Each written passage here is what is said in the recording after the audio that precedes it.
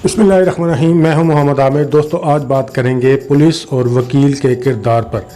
यानी किसी भी सोसाइटी में कानून की बालादस्ती को कायम रखने के लिए पुलिस और वकील दो अहम सतून हैं। लिहाजा दोस्तों, आपके दिल में ये सवाल तो ज़रूर आता होगा कि पुलिस के पास ज़्यादा पावर है या कि वकील के पास। तो चलिए इस पर बात करते हैं। एक वकील के पास ज़्यादा पावर है या एक पुलिस वाले के पास? दरअसल पुलिस वाला एक सरकारी मुलाजम है और महकमा पुलिस जो कि लॉ एनफोर्सिंग एजेंसी है। पुलिस का काम होता है सोसाइटी में अमन व अमान का क़याम करना और माशरे में होने वाले जराइम को रोकना और मुजरमों को गिरफ़्तार करके 24 घंटे के अंदर अदालत में पेश करना। जबकि वकील जुडिशल सिस्टम का एक ज़रूरी किरदार होता है जिसको ऑफिसर ऑफ द कोर्ट भी कहते हैं।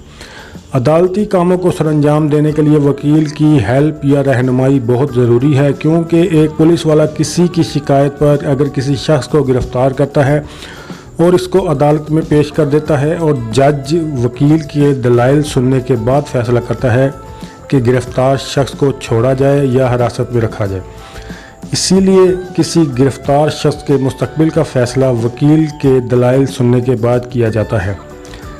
इसी तरह पुलिस जब जानबूझकर बदनीयती से किसी शख्स को गिरफ़्तार करती है और इसको गैर कानूनी हिरासत में रखती है और इस पर तशद्दुद करती है और रिश्वत डिमांड करती है, तो इस वक्त एक वकील इस पुलिस वाले के ख़िलाफ़ कानूनी कार्रवाई अमल में लाकर पुलिस वाले को सज़ा दिलवा सकता है और इसको नौकरी से भी निकलवा सकता है।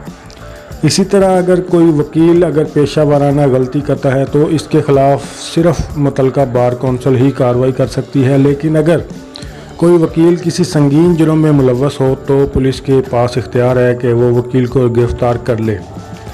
इसी तरह एक वकील को कोई पुलिस वाला कोई किसी किस्म का हुक्म नहीं दे सकता, जबकि पुलिस अदालत को जवाबदेह है और वकील पुलिस को बाउंड कर सकती है कि किसी ख़ास मुकदमा में मुतलका तफसील से आगाह करे या किसी मुकदमा की तफ्तीश मुकम्मल करने के बाद वकील की मावनत को मलहूज़ खातर रखते हुए इसके साथ मुकम्मल कोऑपरेट करे।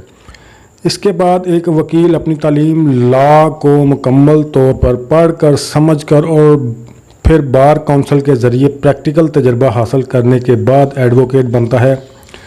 इसलिए वकील को लर्न काउंसिल कहा जाता है, जबकि पुलिस को भर्ती होने के बाद सिर्फ CRPC और पुलिस रूल्स की चंद दिफात के मुतल्लिक बताया जाता है।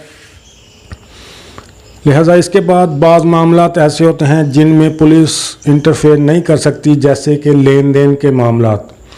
ये ज़्यादातर सिविल नेचर के होते हैं, लेकिन चूँकि पुलिस अपनी बदनीयती की वजह से हर मामला को अपनी डोमेन में खींच लाती है और फ्री कैन को ब्लैकमेल करके डरा धमका कर लोगों से पैसे बटोरती है और बिला वजह गैर कानूनी हिरासत में डाल देती है।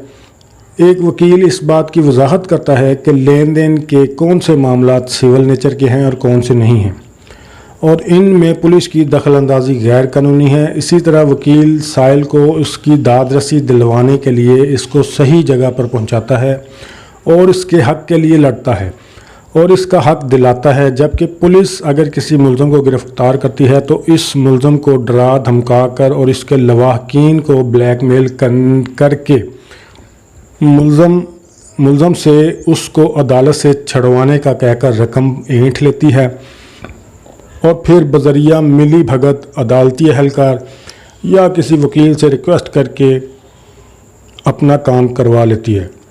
जबकि कोई भी साइल किसी वकील के ऑफिस में जाकर अपने साथ होने वाले नाइंसाफ़ी या जुल्म को बयान करता है और मर्ज़ी से तयशुदा फ़ीस के ज़रिए इंसाफ हासिल करता है। लेकिन चूँकि इस्लामी जमहूरिया पाकिस्तान आइन 1973 के मुताबिक कानून की बालादस्ती और कानून की हुक्मरानी के असूलों पर अमल पैरा है, लिहाजा इसके मुताबिक लॉ इज़ सुप्रीम के असूल पर काम होता है और कानून से बाला कोई नहीं। तमाम इदारे और तबकात कानून की बालादस्ती को कायम रखे हुए हैं और रूल ऑफ लॉ को मद्देनज़र रखा जाता है, इसलिए लॉ इज़ सुप्रीम।